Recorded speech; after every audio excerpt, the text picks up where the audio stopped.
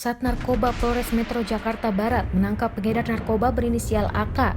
AK merupakan pemasok narkoba untuk artis Ridho Ilahi yang ditangkap terlebih dahulu terkait penyalahgunaan narkoba.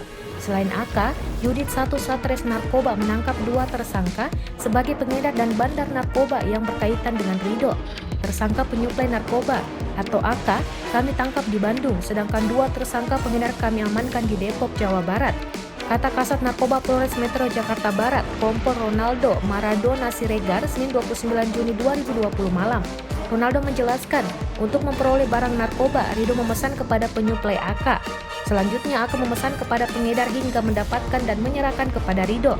Sejauh ini, polisi masih menyelidiki lebih lanjut kasus tersebut. Belakangan diduga, AK juga aktif bekerja sebagai kru di salah satu production house ternama.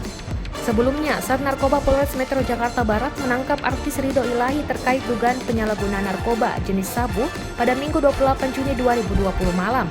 Selain mengamankan Ridho, polisi juga menangkap Ridho bersama seorang wanita berinisial NT dan seorang pria berinisial S yang merupakan sopirnya.